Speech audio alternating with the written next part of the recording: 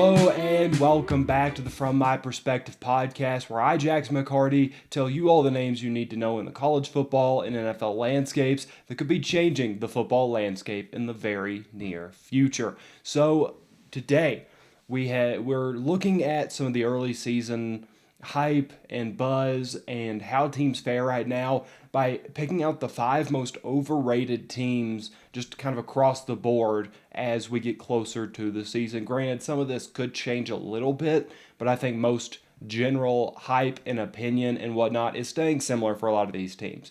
And it's kind of weird watching the way too early top 25s come out because a lot of these teams we haven't seen together. There's a few teams on here that we've seen less than 10 of their starters that are coming back play in those uniforms.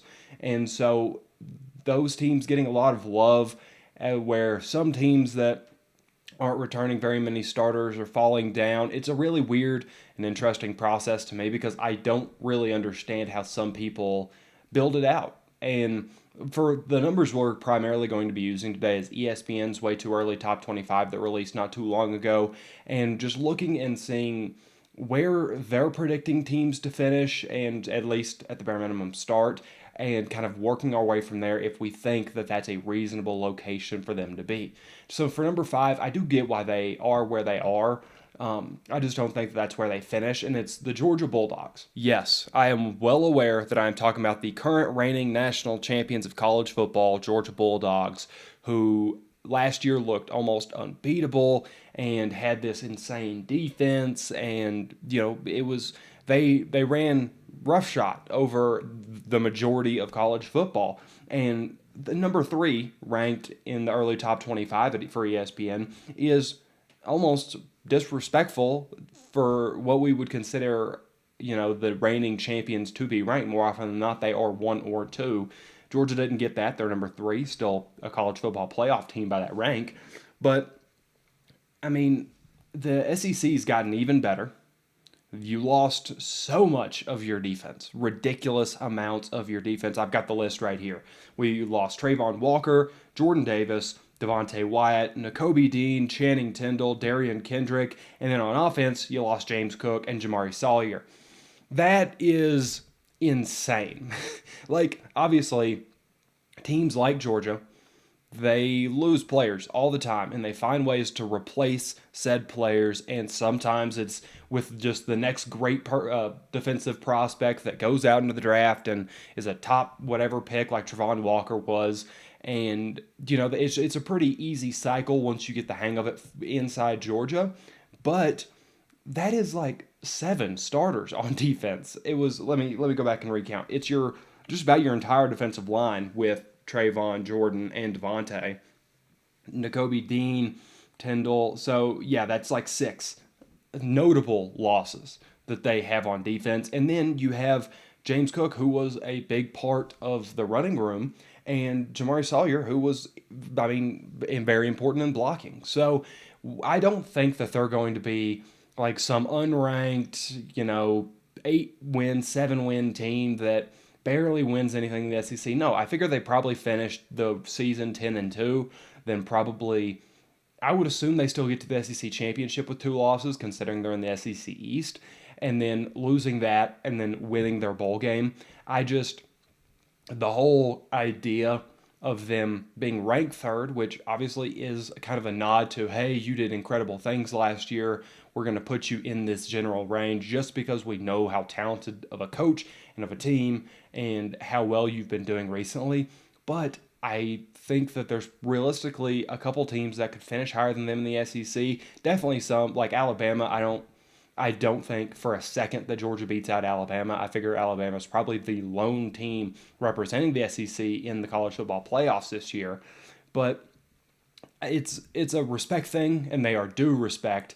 But at the end of the day, I don't love it, just for the pure fact, again, that they did lose so much. So many key playmakers, and the SEC's just gotten better. And the top of college football, I would say, has gotten at least a lot more interesting to where the committee, we know the committee has a lot of issues. They could pick a couple different teams that are new look quarterback or new head coach or new. I'm sure you can probably figure out which new head coaches I'm referring to here, but stuff that is more likely to draw interest from people than what Georgia might be putting on the field this year. Another team that maybe could be one of those teams, but I do think they are overrated just purely from what I've seen to this point. Pittsburgh, they've got a lot of new incoming things, but they lost both a Heisman caliber player last season at the bare minimum with Kenny Pickett going to the NFL draft, and then you lost Jordan Addison. He's now in USC. So that's the majority of your offense when you look at it. And I know that sounds ridiculous that it's two players, but with replacing Kenny Pickett with Keaton Slovis, who just lost the USC job, I'm not going to say that I'm particularly confident. I do like Keaton Slovis. I think that he will be solid. I don't know that he gets them. I believe they were like 15th. Yeah, they're the 15th ranked on ESPN's poll right now. I'm not just super confident in that. And you got a new offensive coordinator, so you're having some issues. And when you look at the ACC, last year, Clemson was uncharacteristically bad. North Carolina was not particularly good in Sam Howell's last season. I figure they won't be too much of a threat this year. But you've got Miami, who I've been singing Mario Cristobal's praises. It's nothing new. You've got NC State with Dennis Leary that could be a really, really good team. I think they were ranked like ninth in that same poll. You've got a couple SEC teams that really stand out, and Clemson is more likely than not going to be better than they were last year. So you've got a few of those schools that could really string something together and ultimately overshadow Pittsburgh and knock them lower than 15th where they currently stand. There's not, this one's pretty cut and dry. You're replacing two high-level players, and I don't know that you got the people in-house right now at the bare minimum to fix that. So it's going to be an interesting one to watch Pittsburgh and see if Pat Narduzzi can get Keaton Slovis into that right role while managing a new offensive coordinator, while trying to find his new number one pass catcher.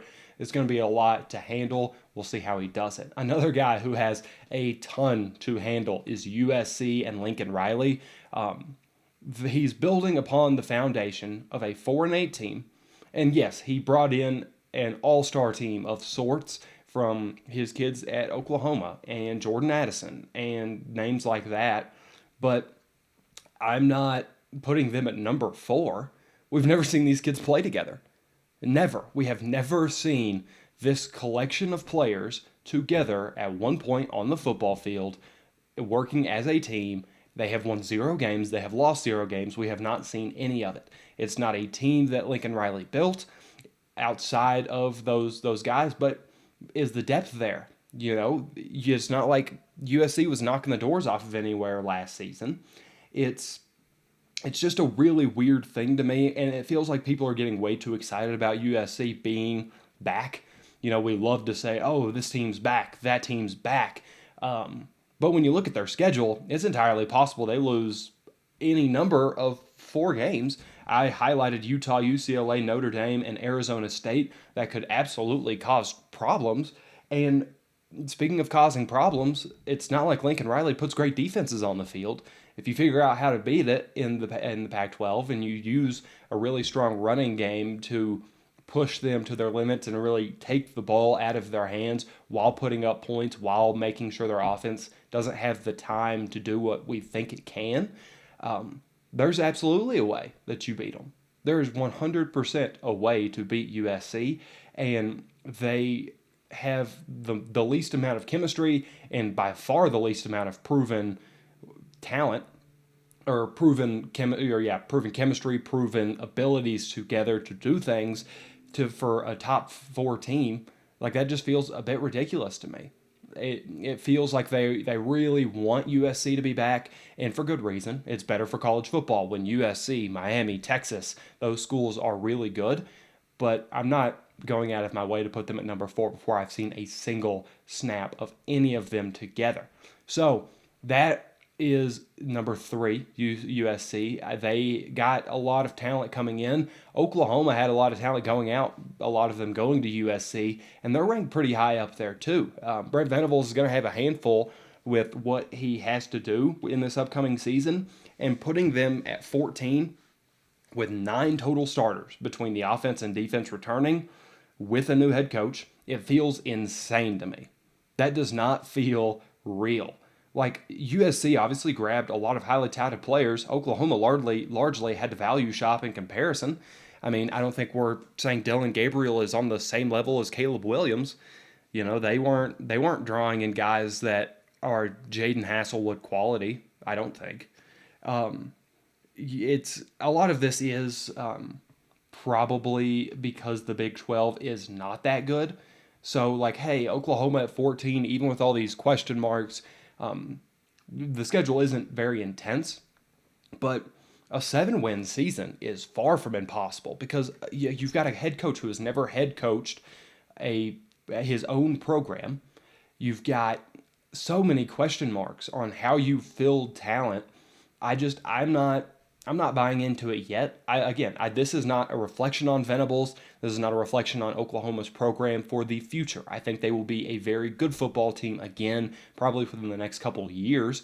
But this year, no. I'm not going out of my way to assume that this coach that has all this pressure on him with a roster that was largely lost is going to be, the savior of the program immediately. That's not a realistic look. I figure that they'll work a lot on their defense, try to get their offense to be more game managery, just kind of handle the score, put up 21 a game, and just hope that defense can come in and, under Venables, really transform and really become something.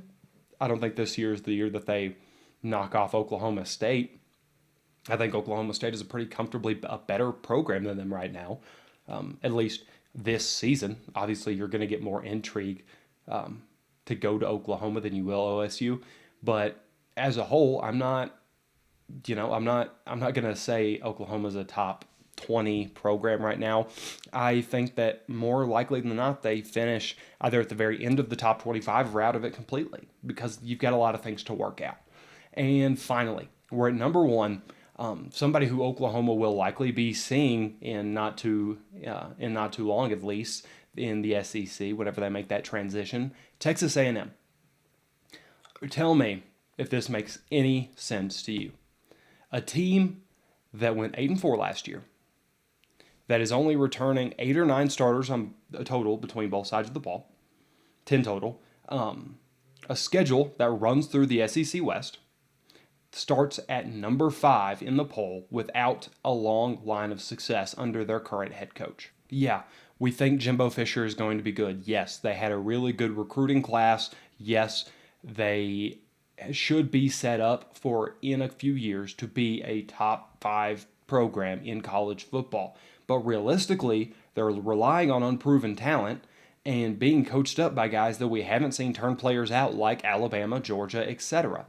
It's not that simple. You don't just get a bunch of 5-star freshmen and win the SEC and be a bubble team in the college football playoffs when you have to play monstrous teams on a weekly basis. That's not how this works. And it's a dangerous game to bet on them right now. You don't know who their quarterback is. That's the part that really is sticking with me. If the team was, certifiably incredible, and, it's a situation like Tua and Jalen Hurts, where we don't know who they're going to pick. We're still trying to figure everything out, but everything else is around them, so whoever the quarterback is going to succeed. I'm not at that point with Texas A&M. Max Johnson is kind of a game manager, if we're being honest. He's a little bit closer. He's like higher end of what Zach Calzada brought them last year. I know he brought them a win against Alabama. So even maybe that is more relative than I'm saying it is, but you've still got Haynes King, and they just got a top recruit. I'm forgetting his name, but I believe he was a 5-star as well that'll be coming in. But do you really want to play a freshman quarterback again in the SEC West immediately and have him struggle for lack of a better word, against that and really still think that you're going to be a top 5 program? Do you go with Haynes King, who looks like one of the fastest players in college football, regardless of position, and you just trust that he's worked out some of those decision-making issues? There's a lot to handle here, and while I can at least say USC got all this proven talent for other teams, Texas A&M has proven talent from high school. It's not like, oh, this kid was at Boston College and absolutely torched North Carolina last time they played, or this kid was at Stanford and had a really impressive game against Oregon. We're not getting that. We're getting this kid played at IMG Academy and was putting up 60 points a week against high school teams. We're not getting proven commodities in college football for Texas A&M. Max Johnson is not a proven commodity at LSU. He looked fine, but obviously not fine enough to beat out Jaden Daniels or try to stick around for that. There's too much on the line for them, and there's way too many questions for them for me to feel in the slightest bit confident about them finishing top 5. I think that they're probably at the least, the third SEC team, but if I already think Georgia is going to finish lower than what I'm saying, probably 8 to 10, maybe 7 to 10, somewhere in that range, I don't think that they're, massively overrated. But if I think that A&M can finish no higher than the third SEC team, and you're already down to 10th from 5, then, and you still got to worry about Tennessee, you've got to worry about maybe Brian Kelly, just shocks the world at LSU. Ole Miss, I don't think that they'll be great, but you never know with Lane Kiffin. Arkansas, Kentucky, because everybody loves Will Levis right now. I am one of those. You've got so many guys that could be incredible for the SEC, and Texas A&M, they could be incredible, but I feel like they've got a lot more question marks than most of those teams I just said. So if you have a different list, or you've got a couple different teams that you think are more overrated than the guys I just said, feel free to let me know in the comment section down below. And, if you're just super worked up about, oh, I'm a Georgia fan, how could you say that we're overrated? For one, I don't think you listen to me close enough, because I do think you're still a really good program. But if you want to have that discussion, get in the comments, get in my Twitter. Both are underneath this video. We'll have a discussion about it. We'll talk it out, and I'll let you know a little bit more about my thought process if this video didn't fully explain it. So, yeah, that's the end of episode number 14 of the From My Perspective podcast. As always, I'll see you next time.